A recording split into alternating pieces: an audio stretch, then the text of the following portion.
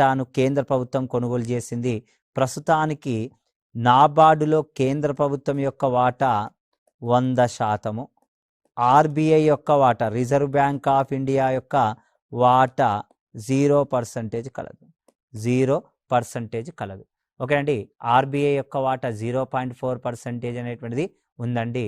నాబార్డు యొక్క చైర్మన్ చింతల గోవిందరాజులు. నాబార్డు యొక్క చైర్మన్ ఎవరండి అంటే చింతల గోవిందరాజులు అండి.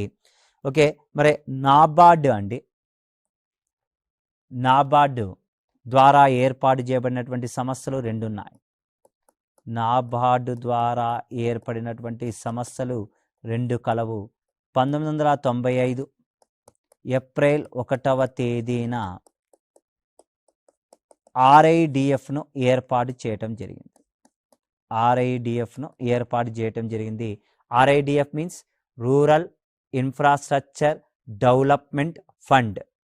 Rural infrastructure development fund. Okay, గ్రామీణ అవస్థాపన అభివృద్ధి నిధిని ఏర్పాటు చేశారు 1995 ఏప్రిల్ 1న. ఆర్ఐడిఎఫ్ గ్రామీణ అవస్థాపన అభివృద్ధి నిధిని ఏర్పాటు చేశారు. ఇది గ్రామీణ అవస్థాపన సౌకర్యాలు అంటే మౌలిక సదుపాయాలు, ఉదాహరణకు త్రాగునీరు, సురక్షితమైన త్రాగునీరు, రహదారుల అభివృద్ధికి, విద్య, వైద్యము, ఓకే, విద్యుత్తు మొదలైన అంశాల వాటికి సపరేట్గా ఒక నిధిని ఏర్పాటు చేయటం జరిగిందండి నాబార్డు. అదేవిధంగా Kisan credit card. Kisan credit card 1998 August నెలలో కిసాన్ క్రెడిట్ కార్డును ప్రవేశపెట్టారు. కిసాన్ క్రెడిట్ కార్డును 1998 ఆగస్టు నెలలో ప్రవేశపెట్టడం జరిగింది. Kisan credit card. Kisan credit card యొక్క ఇంపార్టెన్సీ, ప్రాధాన్యత ఏమిటండి అంటే రైతులకు స్వల్పకాలిక రుణాలను మంజూరు చేస్తుంది. షార్ట్ టర్మ్ లోన్స్, స్వల్పకాలిక రుణాలను మంజూరు చేసేది ఎవరండి అంటే కిసాన్ క్రెడిట్ కార్డ్. తీసుకున్నటువంటి రుణాన్ని, స్వల్పకాలిక రుణాలనండి 12 నెలలలో తిరిగి చెల్లించాలి.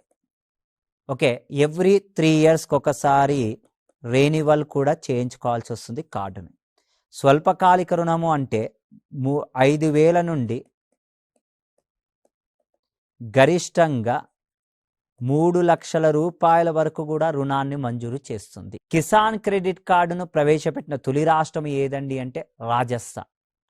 Kisan credit card toll free number 1800180155 అండి. Kisan credit card toll free number 1800180155 అండి. Kisan credit card toll free number.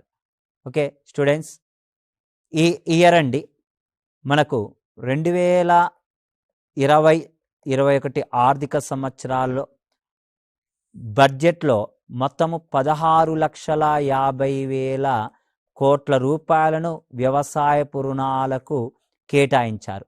ఇందులో 2020-21 సంవత్సరాలలో మనకు 2021 సెప్టెంబర్ నాటికండి ఎంతవరకు రుణాలను మంజూరు చేయటం జరిగిందండి అంటే 7,36,000 కోట్లకు పైగా రుణాలను మంజూరు చేశారు.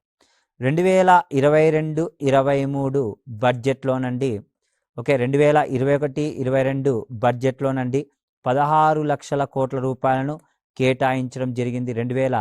2021-22 బడ్జెట్లో కేటాయిస్తే 2022-23 సంవత్సరాల బడ్జెట్లో 18 లక్షల కోట్ల రూపాయలను కేటాయించడం జరిగిందండి పంట రుణాలను.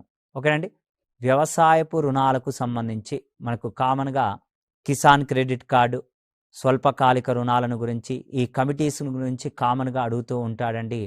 ఇది స్టూడెంట్స్కి యూస్ఫుల్ అయ్యేటువంటి టాపిక్ అండి.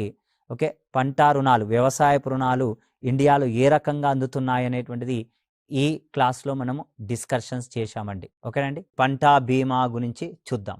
మనకు ఎల్ఐసి, జిఐసి అనేటువంటివి ఉన్నాయి. సాంఘిక భద్రతని ఇస్తుంది LIC. GIC general insurance corporation మన వస్తువులకు ఇన్సూరెన్స్ అనేటువంటిది ఇస్తుంది. అదేవిధంగా రైతులు పండించినటువంటి పంటలకు నష్టపోతే బీమా ఇవ్వటం కోసము కొన్ని వ్యవసాయ బీమా పథకాలను ప్రవేశపెట్టారు. ఈరోజు క్లాసులో వీటి గురించి డిస్కషన్స్ చేద్దామండి. వ్యవసాయ బీమా పథకాలు, అగ్రికల్చర్ ఇన్సూరెన్స్ స్కీమ్స్. వ్యవసాయ బీమా పథకము. వ్యవసాయ బీమా పథకాలలో భారతదేశానికి స్వతంత్రం వచ్చిన తర్వాత ఫస్ట్ టైం ఒక వ్యవసాయ బీమా పథకం కోసం ఇండియాలో ప్రవేశపెట్టిన మొట్టమొదటి క్రాప్ ఇన్సూరెన్స్ స్కీమ్ అండి 1985వ సంవత్సరంలో 1985లో సమగ్ర పంటల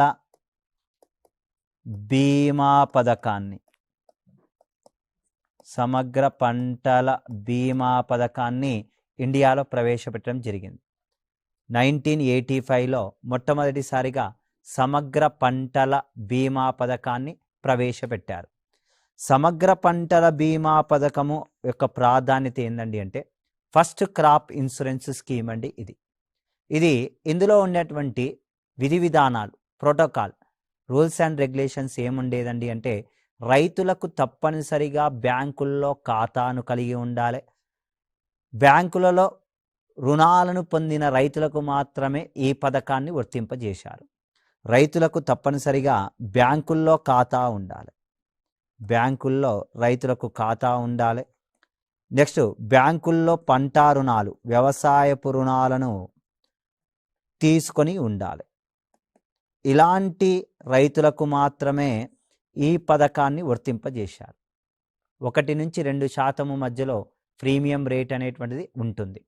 అయితే ఈ పథకంలో కొన్ని లోపాలు ఉండటంతో ఈ పథకాన్ని 1997వ సంవత్సరంలో ఈ పథకాన్ని రద్దు చేయటం జరిగింది. ప్రస్తుతానికి ఈ పథకం అనేటువంటిది లేదండి. కాకపోతే ఇండియాలో ప్రవేశపెట్టిన మొట్టమొదటి క్రాప్ ఇన్సూరెన్స్ స్కీమ్గా చెప్పవచ్చు.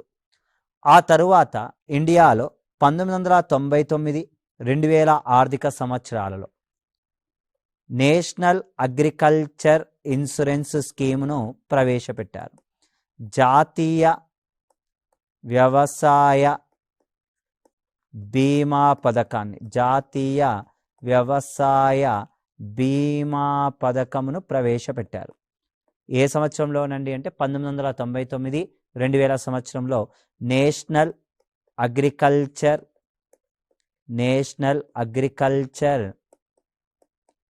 ఇన్సూరెన్స్ స్కీమ్ను ప్రవేశపెట్టడం జరిగింది. ఏ ఇయర్లోనండి అంటే 1999, 2000 సంవత్సరంలో. ఇందులో బ్యాంకుల్లో రైతులకు ఖాతా ఉన్నా లేకున్నా రైతులకు అందరికీ వర్తింపజేశాడు. ఓకే. నెక్స్ట్ పంట రుణాలు తీసుకున్నా తీసుకోకపోయినా రైతులకందరికీ కూడా ఈ పథకాన్ని వర్తింపజేశారు. దీనినే రాష్ట్రీయ కృషి బీమా యోజన పథకముగా కూడా పిలవటం జరుగుతుంది. రాష్ట్రీయ కృషి బీమా యోజనగా ఈ పథకాన్ని మరో పేరుతో పిలవటం జరుగుతుంది.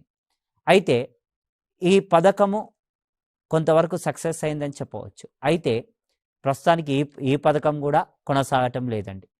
ఆ తరువాత మనకు వెదర్ బేస్డ్ క్రాప్ ఇన్సూరెన్స్ స్కీమ్ను ఒకదాన్ని ప్రవేశపెట్టారు. Weather based crop insurance scheme వాతావరణ ఆధారిత పంటల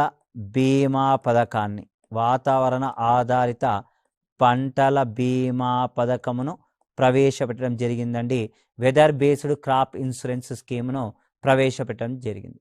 ఈ weather based crop insurance scheme యొక్క ఇంపార్టెన్స్ ఏందండి అంటే వాతావరణము కారణంగా పంట నష్టపోతే, ఎగ్జాంపుల్ గాలిలో తేమ ఎక్కువ ఉన్న, ఆర్ద్రత ఎక్కువగా ఉన్న, తక్కువగా ఉన్న, గాలిలో తేమ తక్కువగా ఉన్న పంట నష్టపోతే నష్టపరిహారం ఇవ్వటం కోసం వెదర్ బేస్డ్ క్రాప్ ఇన్సూరెన్స్ స్కీమ్ను ప్రవేశపెట్టడం జరిగింది. ఆ తర్వాత ఇండియాలో ప్రవేశపెట్టిన మరొక పంట బీమా పథకం 2010-11 ఆర్థిక సంవత్సరాలలో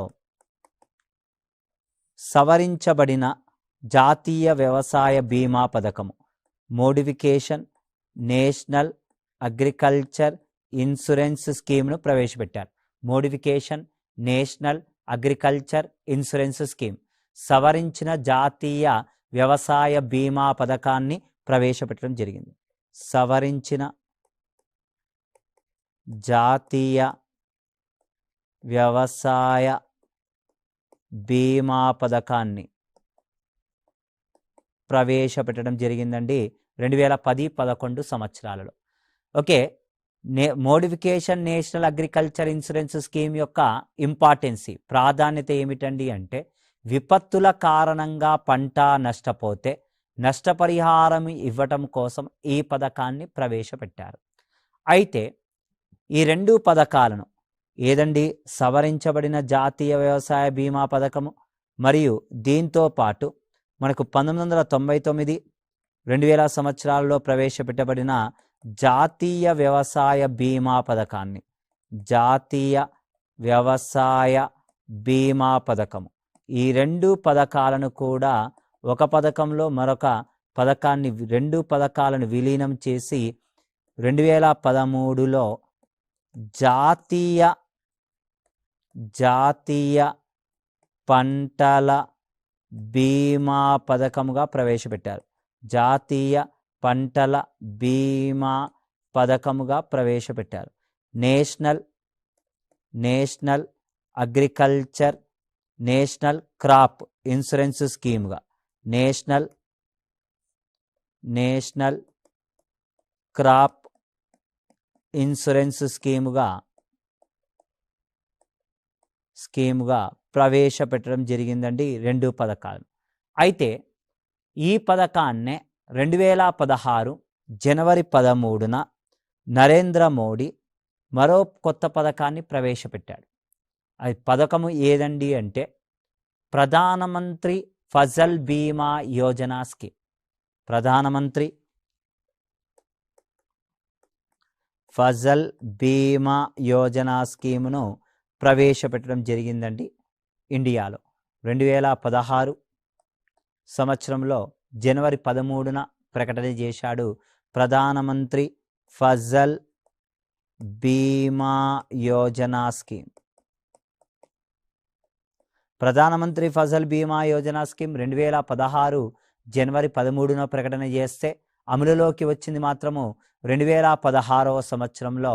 2016వ సంవత్సరంలో ఖరీఫ్ సీజన్ అంటే జూన్ నెలలో నుంచి మనకు ఇది అమలులోకి రావటం జరిగింది. మరి ఓకే, ప్రధానమంత్రి ఫసల్ బీమా Yojana scheme first of all పంటకు బీమాను ఇస్తుంది. దీంతో పాటు పంటకు బీమాతో పాటు నెక్స్ట్ ఇంకేం చేస్తుందండి, క్రాప్ ఇన్సూరెన్స్ చేస్తుంది. రైతుకి కూడా బీమాను ఇస్తుంది. నెక్స్ట్ వ్యవసాయ పనిముట్లకు కూడా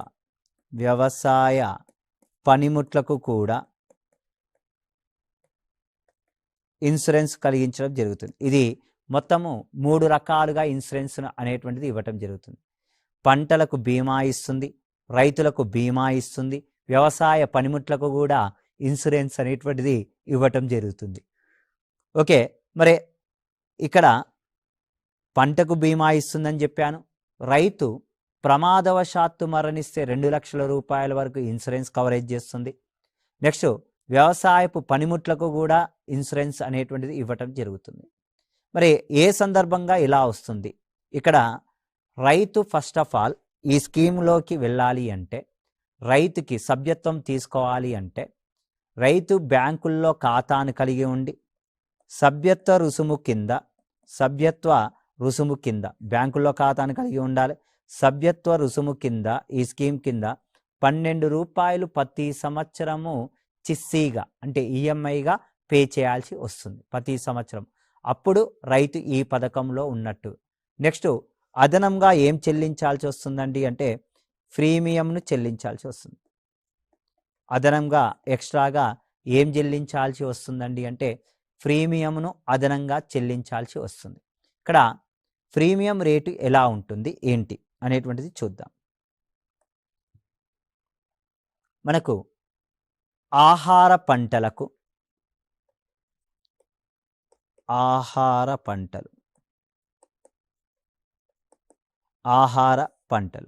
ఆహార పంటలకు ఖరీఫ్లో 2% ప్రీమియంగా తీస్తాడు. రబీలో 1.5%గా తీసుకుంటాడు. అదేవిధంగా వాణిజ్య పంటలకు ప్రీమియం రేటు ఖరీఫ్ మరియు రబీ బోత్ సీజన్స్లో ఎంత తీసుకుంటాడండి అంటే 5% తీసుకోవటం జరుగుతుంది. వాణిజ్య పంటలకు ఎంత తీసుకుంటాడండి అంటే 5% అనేటువంటిది తీసుకోవటం జరుగుతుందండి. వాణిజ్య పంటలకు 5% ప్రీమియం రేటుగా తీసుకోవటం జరుగుతుంది. ఇక్కడ మొదటగా 12 రూపాయలు చిస్సీగా చెల్లించిన తర్వాత రైతు ఏ పంట పండిస్తున్నాడో తెలియజేయాలి. ఆ పండిన పంటకు లాభము ఖర్చును రెండిటిని అంచనా వేసి దాని ప్రకారం ఏం చెల్లించాల్సి వస్తుందండి అంటే ప్రీమియం రేటును చెల్లించాలి. ఆ టైంలో పంట నష్టపోతే నష్టపరిహారం ఇస్తున్నాడు. రైతు చనిపోతే బీమాను కలిగిస్తున్నాడు. వ్యవసాయ పనిముట్లకు యంత్రాలకు కూడా ఇన్సూరెన్స్ అనేటువంటిది ఇవ్వటం జరుగుతుంది. ఏ స్కీమ్లోనండి అంటే ప్రధానమంత్రి ఫసల్ బీమా యోజన స్కీమ్.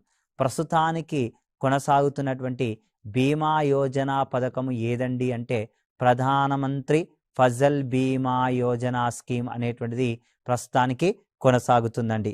ఈ మూడు కూడా దేనికి సంబంధించినటువంటివండి? ఈ పథకాలు మొత్తం కూడా వ్యవసాయ బీమా పథకాలను గురించి డిస్కషన్స్ చేశాం. నెక్స్ట్ మరికొన్ని వ్యవసాయానికి సంబంధించినటువంటి మరికొన్ని పథకాలను గురించి చూద్దామండి. మనకు 2011వ పంచవర్ష ప్రణాళికలోనండి 11th ప్లాన్లో 2007-8 ఆర్థిక సంవత్సరాలలో నేషనల్ జాతీయ ఆహార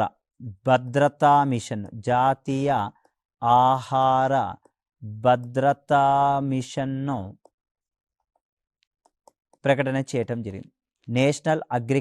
నేషనల్ ఫుడ్ సెక్యూరిటీ మిషన్ను ప్రవేశపెట్టడం జరిగింది. నేషనల్ ఫుడ్ సెక్యూరిటీ మిషన్ను ప్రకటన చేయటం జరిగింది.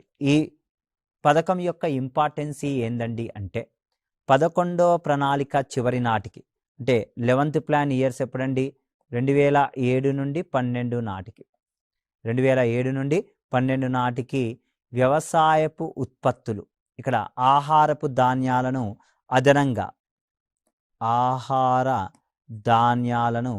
అదనముగా 20 మిలియన్ టన్నులు అదనంగా ఉత్పత్తి చేయాలి. ఈ 20 మిలియన్ టన్నులలో ఎగ్జాంపుల్స్ ఉదాహరణకు వరి 10 మిలియన్ టన్నులను అధికంగా ఉత్పత్తి చేయాలి. వరి పంటను 10 మిలియన్ టన్నులు అధికంగా ఉత్పత్తి చేయాలి. నెక్స్ట్ గోధుమలను అదనంగా 8 మిలియన్ టన్నులు అదనంగా చేయాల్సి వస్తుంది. నెక్స్ట్ వన్ అండి వరి గోధుమ. నెక్స్ట్ దీంతో పాటు పల్సెస్ పప్పు దినుసులు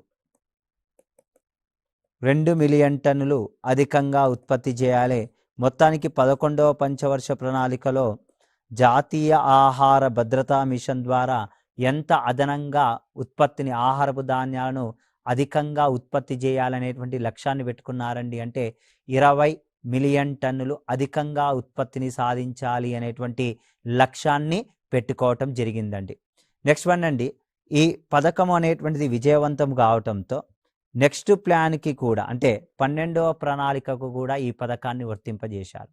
national food security mission, national food security mission, జాతీయ ఆహార భద్రతా మిషన్ అండి 12వ ప్రణాళికలో 12th ప్లాన్ 12వ పంచవర్ష ప్రణాళికలో ఇయర్స్ ఎప్పుడండి అంటే 2012 నుంచి 17 వరకు ఆహార ధాన్యాలను అధికంగా ఉత్పత్తి, ఆహార ధాన్యాలను ఎంత అధికంగా ఉత్పత్తి చేయాలండి అంటే 25 మిలియన్ టన్నులను అధికంగా ఉత్పత్తి చేయాలి.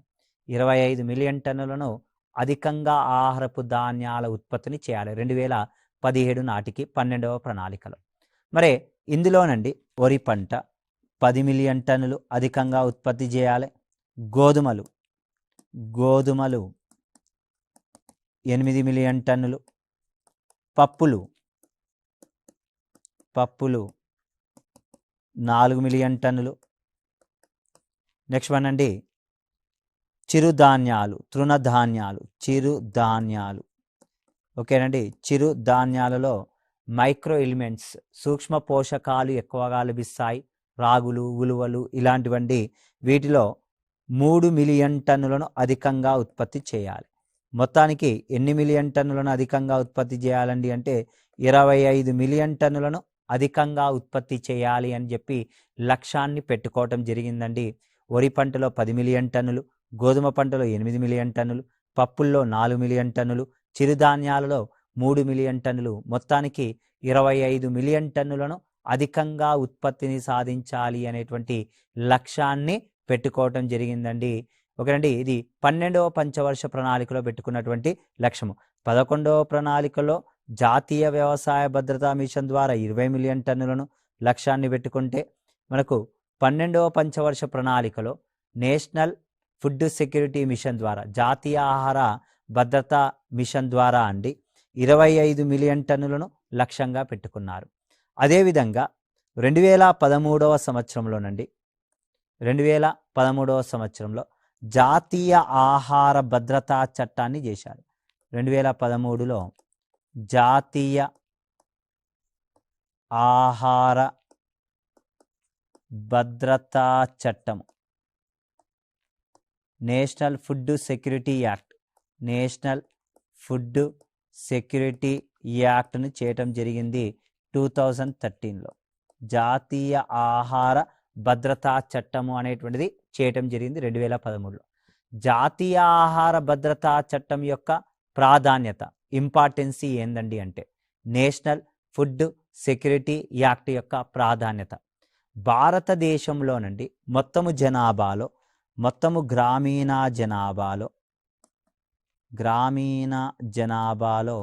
గ్రామీణ ప్రజలకు ప్రతి 100 మందిలో 75% మంది ప్రజలకు ఈ పథకాన్ని వర్తింపజేశారు.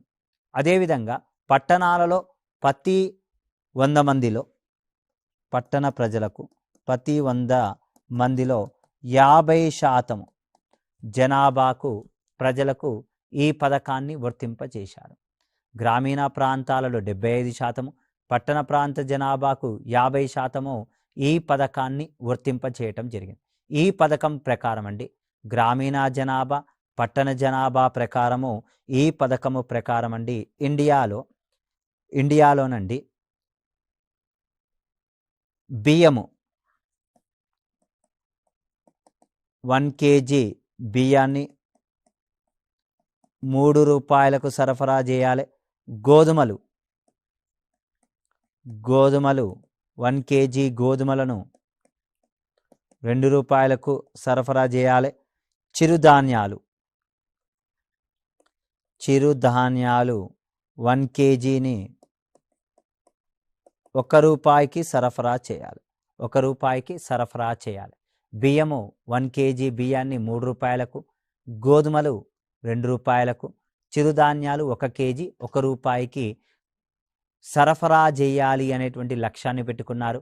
ప్రతి ఒక్క వ్యక్తికి దీని ద్వారా 5 kgల నిత్యావసర వస్తువులు అనేటువంటిది ఇవ్వాలి అని చెప్పి, బియ్యము, గోధుమలు, చిరుధాన్యాలను ఇవ్వాలి అని చెప్పి లక్ష్యంగా పెట్టుకున్నటువంటి ప్రోగ్రామ్ ఏదండి అంటే జాతీయ ఆహార భద్రతా చట్టము అండి మనకు ఏ సంవత్సరంలో ప్రకటన చేయటం జరిగిందండి అంటే 2013వ సంవత్సరంలో దీన్ని రాష్ట్రపతి ఆర్డినెన్స్ ద్వారా ఈ చట్టాన్ని మనకు ప్రవేశపెట్టడం జరిగిందండి. ఓకే అండి. నెక్స్ట్ వన్ అండి, మనకు వ్యవసాయ రంగంలో ఈ మధ్యకాలంలో వచ్చినటువంటి మరికొన్ని స్కీమ్సెస్ కనుక చూసుకున్నట్లయితే మనకు ప్రధానమంత్రి సించాయి కృషి యోజన అనేటువంటి స్కీమ్ను కూడా తీసుకురావటం జరిగిందండి. ప్రధానమంత్రి పిఎం సించాయ్ యోజన అనేటువంటి పథకాన్ని 2015వ సంవత్సరంలో ప్రవేశపెట్టడం జరిగింది. పిఎం సించాయి యోజన యొక్క ముఖ్య ఉద్దేశం మన భారతదేశంలోనండి టోటల్ ఇండియాలో మొత్తము వ్యవసాయ భూమిలో కేవలము 45% భూభాగానికి మాత్రమే నీటిపారుదల సౌకర్యాలు కలవు. మరో 55% భూభాగము దేనికి సంబంధించిందండి అంటే 55% ల్యాండ్, 55% భూభాగము దేనికి సంబంధించింది ఉందండి అంటే డ్రై ల్యాండ్స్ అండి, మెట్ట భూములు. మరి మెట్ట భూముల కోసము 55% భూభాగంలో నీటిపారుదల సౌకర్యాలను పెంచడం కోసము మన భారతదేశంలో ప్రవేశపెట్టబడినటువంటి పథకాలు ఏమున్నాయండి అంటే ప్రధానమంత్రి సించాయి యోజన పథకాన్ని ప్రవేశపెట్టడం జరిగింది. ఈ పథకం యొక్క ఇంపార్టెన్స్ ఏందండి అంటే నీటిపారుదల సౌకర్యాలు, డ్రిప్ ఇరిగేషన్, సూక్ష్మ సేద్యము, తుంపర్ల సేద్యము అంటారు, డ్రిప్ ఇరిగేషన్, వీటిని ప్రోత్సహించడం కోసము ఇండియాలో ప్రవేశపెట్టబడినటువంటి పథకం ఏదండి అంటే ప్రధానమంత్రి సించాయి యోజన స్కీమును ఇండియాలో ప్రవేశపెట్టడం జరిగిందండి. ఒకటండి, ఇది ఇండియాలో వ్యవసాయ రంగ అభివృద్ధి కోసం మన ఇండియాలో ప్రవేశపెట్టబడినటువంటి మరొక స్కీముగా చెప్పవచ్చండి. ఈ మధ్యకాలంలో ఇండియాలోనండి వ్యవసాయానికి సంబంధించినటువంటి కొన్ని స్కీమ్సెస్ అనేటువంటివి, ముఖ్యమైనటువంటి స్కీమ్సెస్ అనేటువంటివి ఈ క్లాసులో డిస్కషన్స్ చేయటం జరిగిందండి. ఇండియాలో మొట్టమొదటిసారిగా ప్రవేశపెట్టబడినటువంటి పంట బీమా పథకం ఏదండి అంటే మనకు సమగ్ర పంటల బీమా పథకాన్ని ప్రవేశపెట్టడం జరిగింది. ప్రస్తుతానికి ఉందా అంటే లేదు. ప్రస్తుతానికి కొనసాగుతున్నటువంటి వ్యవసాయ బీమా పథకం ఏదండి అంటే ప్రధానమంత్రి ఫసల్ బీమా యోజన స్కీమ్ అండి. ఇలాంటి ఈ మధ్యకాలంలో ప్రవేశపెట్టబడినటువంటి స్కీమ్సెస్ మీద మనకు ఎగ్జామినర్ ఎక్కువగా ఫోకస్ చేయడానికి ఛాయిస్ ఉందండి. మనకు వ్యవసాయ స్కీమ్సెస్ మీద ఎగ్జామ్లో ఎలాంటి ప్రశ్నలు అడిగాడు అనేటువంటి విషయం కనుక చూసుకున్నట్లయితే ప్రధానమంత్రి ఫసల్ బీమా యోజన స్కీమ్ గురించి ఎగ్జామ్ పాయింట్ ఆఫ్ వ్యూలో అడిగాడండి. నెక్స్ట్ వన్ అండి, ప్రధానమంత్రి సించాయి యోజన స్కీమ్ గురించి ఎగ్జామ్ పాయింట్ ఆఫ్ వ్యూలో అడిగాడు. పరంపరాగత్ కృషి వికాస్ యోజన, ఇవన్నీ కూడా ఇయర్స్ బేస్ చేసుకొని అడిగాడు. ఎగ్జాంపుల్ చూసినట్లయితే ప్రధానమంత్రి ఫసల్ బీమా Yojana, Rashtriya Krishi Vikas Yojana. Okay, next one అండి, ప్రధానమంత్రి కిసాన్ యోజన,